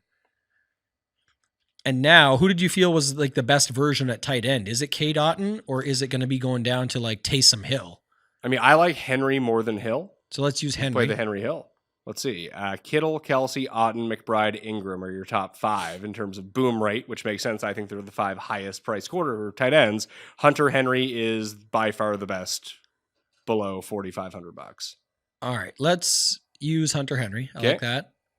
And we can still make it. Do you want to take Connor out for Hunt right now and just leave it that, like what you said, and just see if you need Connor at the end? We'll say yeah. Let's do that. I'm gonna put Hunt up there, because the only reason that could open up something else is if you feel there's like another stack that you could go to or something here, a mini stack. Like, what if you went to? Man, I'm just trying to see what of those quarterbacks. Do you want to just try and get to Jaden? I mean, Jaden has by far the highest. Jaden, Allen, and Daniels. Daniels, Allen, and Hurts have by far the most upside of the 3-quarter. Let's use Jaden for this example. We don't need a Pittsburgh guy. We're looking for boom here. So Jaden does his job with Brown. If Brown booms, it helps Daniels. Do we throw Ertz in instead of Henry and save that money too? No, I kind of like just getting a piece of that game, don't you think? Yeah, I agree with you. I just think it's like, who's going to boom more? Like, do we think Henry gets 2 touchdowns or Ertz? I think Henry. I agree. So I'm good with that and saving the money there. But now we need to kind of figure out who is in that mid-range. What are we missing, if anything? We're missing a D. So it just pick a D, like price-wise, just to see how much theoretical dollars we'll have left for these other 2 spots. What skill? Jets D would give you 6,400. I'm always going to tell you the same. No. I want to see how much remaining we have per player, just to get a guide. So just do a cheap one. I'm not going to be like, hey, let's throw in CeeDee Lamb and Justin Jefferson. We have no money. Yeah, left. so you got $6,700 left with like a $2,500 okay. D. So that makes sense. I got what you're saying now. Okay, good way to everyone has different. That's Garrett Wilson, James Conner, and then one of those Ds. So if we go, let's go back to James Conner now, because that makes sense. And let's go to Garrett Wilson, like you said. And it probably leaves you $2,400. 2,100. Not enough. Is there a 20? There's no. Oh man, we're gonna be $100 shy on this. That sucks. It's funny. It's Henry down to Ertz is the difference. So let's do it. And that's an example. Why I would do that. It's not ideal to what we said. Oh no, it's not enough. You got to go to Adams though. You could do it. You got to go to Adams. Oh, you got to go to Adams? Yeah, it's fine. Same Adams? shit. Just eats the other side, and you land on Adams. Denver. Oh, but Denver's going against your Kareem Hunt. Nah, fuck it. Who cares? Dallas versus Philly. You got no Philly. Oh boy, that sucks too. Oh man. I mean, there is a world where Broncos and Kareem Hunt can both still be good. Okay, what about this? I'm taking out Devontae Adams and Ertz quickly, and I'm putting Otton. Just give me the opposite side of. And we don't. So you just want. I'm leaving James Conner. Okay. We know Otton has 30-point potential. Is it going to happen? Probably not. I'm just saying. My point is, we're just building for the what ifs. So who's the wide receiver? It leaves Hopkins, Addison, Adunze, 53 or 5,200. But we have to get rid of Broncos D. I kept them in. Okay, we can go up to Patriots D at 25, just to ensure that Hunt doesn't go against our defense. Yeah, the question is, do you like? You can do Addison. Yeah, I like this. If you keep in the Broncos D. Yeah, which I'm fine with. Okay. Oh no, I know what you're saying now. Like what we were going up against. Yeah, I mean, I don't care. You do. I like to build against it. Like I prefer not to. But I was just trying to see because you liked Odunze, right? I mean, I don't like Odunze. Use a name that was right there. Damn. It's hard to figure out. That's why these builds are tougher. Let's see. Projected ceiling on wide receivers. Hopkins at 53 is actually very high. So maybe we use Hopkins instead of Hunt. Move Connor up to Hunt. Yeah. Get rid of Addison and move Connor into the Hunt spot. Yeah, we know Hopkins has the upside. Move Connor up. So we'll go with Hopkins because he's cheap. And then it gives us $6,600 for a flex, which was the Kareem Hunt price, or we can drop down a little bit and upgrade our defense if we want to. Or just find someone at $6,600 who would be Hunt, Brian Thomas, Swift, who we don't have. Do you like Swift? No, Mooney, we get Mooney. We get an Atlanta guy. Don't love it. Don't love it. How did we get to your Jonathan Taylor guy here? We don't. Did you like a $3,100 D Washington? I mean, basically, we'd have to take K. Dotton out, go back to Hunter Henry, and then upgrade to Jonathan Taylor, which I do think works. Yes, it does. Yeah, it's what it is. It's Jonathan Taylor, McCaffrey, James Conner. You keep your Washington, your Brown. You get Hopkins instead of Hunt, and then you land on 4K with. You can put Chicago D in. Yeah. Even though they're the chalk, they're the chalk for a reason. But I get it. I'm saying, but you land on them. But everything else, there's not as many are on Jaden Daniels, Jonathan Taylor, McCaffrey will be kept in check. Washington will be lower. Henry will be lower, and you could even take out Henry and play Taysom for those at home want that Max Payne there. Mm-hmm. Could do that too. But that's Jaden Daniels, Jonathan Taylor, McCaffrey, Hopkins, Taysom Hill or Henry, James Conner. You got 5 or 6 guys that can pop the points. The defense that everyone's playing for good reason. I get it. It's fine. And then you got to have your values get there, but it's not like Parker Washington and Noah Brown can't have a game and one of them's attached to the quarterback. See how those builds work? Like, that's what I'm saying. I don't think people look at it that way personally, and I think it's a good way to do it. And this is one of the things that you can find out from tambostidbits.com once it gets released. When the release comes out, that's just only the beginning. It's going to be good. I'm excited for it. And I think, a lot of people, I really want to say I appreciate the support. We're now over 1,000 people have hopped on the email list for the wait list for what's coming, and over 250 questions were sent in. So how many of them are asking you for feet picks?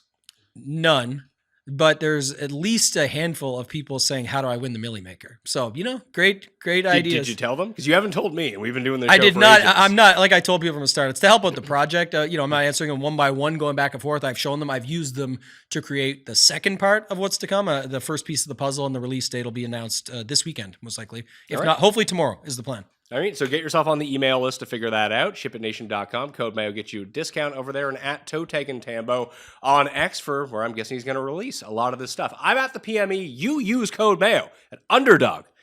It's right there. You see it? Tilting. You see it? It's tilted. I'm on tilt, but not from the winners from Thursday Night Football, and hopefully the winners from Munich, then the winners from the rest of Sunday, then the winners on Sunday Night Football. I will almost guarantee you they're not all going to be winners. But hey, when you're hitting 6-1s, gave it a 10-1 on X last Sunday, that you can pile up some losses when you're hitting 10-1s and 6-1s. Maybe we'll get another 20-1 like we hit 2 weeks ago as well. Get in right now at Underdog. Use code Mayo. All right, get you a free pick and a deposit bonus of up to $1,000. And I'm doing some best ball drafts for PGA as well, probably starting next week on the Pat Mayo Experience. So thank you all for watching.